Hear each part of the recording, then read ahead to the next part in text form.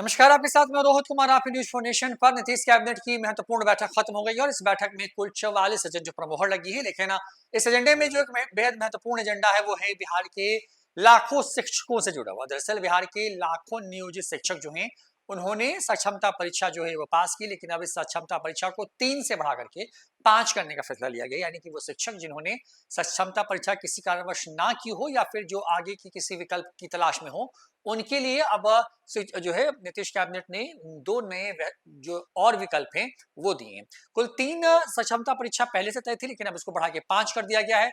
इसके साथ-साथ बिहार के शिक्षकों के ट्रांसफर पोस्टिंग को लेकर के भी इस कैबिनेट की मीटिंग में बड़ा फैसला हुआ है। आपको बता दें कि नीतीश कैबिनेट ने आज जो है मीटिंग की। इस मंत्रिपरिषद की बैठक के अंदर जो है कुल 44 एजेंडे पर मुहर लगी, जिसमें बिहार विशिष्ट शिक्षक नियमावली 2023 को मंजूरी दी गई। इसके तहत सक्षमता परीक्षा पास शिक्षकों को अपने स्कूल में ही ज्वाइन करना पड़ेगा। यानी कि वो शिक्षक जिन्होंने सक्षमता परीक्षा पास कर ली है, ट्रांसफर पोस्टिंग का इंतजार कर रहे हैं, किसी नई जगह जाने का इंतजार कर रहे हैं, उन्हें फिलहाल अपने ही स्कूल में ज्वाइन करना पड़ेगा। यह भी बताया गया है कि सेवा संपुष्टि होने के बाद शिक्षकों को विशिष्ट शिक्षक का वेतन दिया जाएगा। इतना ही नहीं, बिहार विशेष शिक्षक नियमावली को मंजूरी देते हुए सक्षमता परीक्षा पर भी अहम फैसला हुआ है। जिन शिक्षकों ने अभी तक सक्षमता परीक्षा नहीं दी है, उनके लिए विशेष तौर पर 3 की जगह 5 बार सक्षमता परीक्षा लिया जाएगा। तो ये महत्वपूर्ण फैसला हुआ है शिक्षा विभाग को लेकर के। शिक्षा विभाग की तरफ से ये प्रस्ताव आया था जिस पर नीतीश कैबिनेट ने मुहर लगाई है। इसका अगर इसको आप आसान भाषा में समझें तो बिहार के जो लाखों नियोजित शिक्षक हैं जिनको स्थायी शिक्षक के तौर पर, क्योंकि बीपीएससी शिक्षकों की बहाली हुई, तो नियोजित शिक्षक ये मांग कर रहे थे कि भेदभाव हो रहा है, एक ही स्कूल में एक ही काम के लिए 2 तरह की व्यवस्था क्यों है।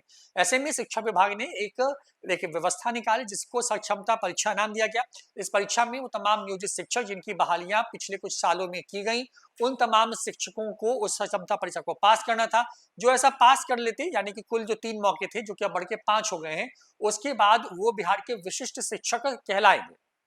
जाहिर तौर पर क्योंकि अब विशिष्ट शिक्षक हैं, तो जब उनका योगदान स्कूल के अंदर हो जाएगा, तब उनको जो नया वेतनमान है, जो कि बढ़ा हुआ वेतनमान है, वो दिया जाएगा। आपको बता दें कि इसके पहले भी लगातार तमाम जो शिक्षक हैं वो इसका विरोध भी कर रहे थे। उनका ये कहना था कि विशिष्ट शिक्षक की जगह उनको जो है क्योंकि उनका जॉब किसी ने 5 साल, किसी ने 10 साल, किसी ने 12 साल नौकरी कर ली है, तो उनकी उसी जॉब को कंटिन्यू किया जाए। इस तरह की कई मांगे जो शिक्षक संघों की तरफ से उठाई जाती रही हैं।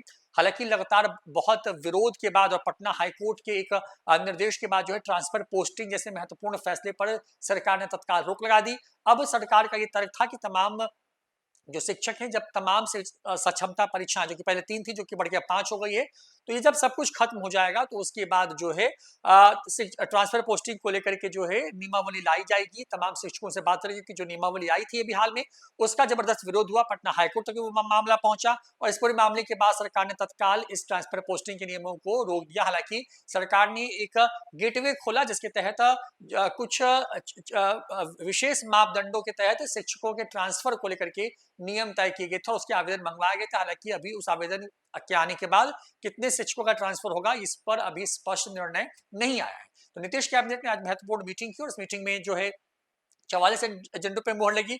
शिक्षा विभाग का महत्वपूर्ण एजेंडा ये कि अब सक्षमता परीक्षा को बढ़ा करके 3 की जगह 5 किया गया है। जो शिक्षक होंगे उनको उसी स्कूल में उनकी पोस्टिंग होगी जहां पे वो अपनी सेवाएं दे रहे थे और उसमें महत्वपूर्ण बात ये है कि उसके बाद जो उनका नया वेतनमान है वो दिया जाएगा। फिलहाल इतना ही। देखते हैं न्यूज़ फॉर नेशन। नमस्कार।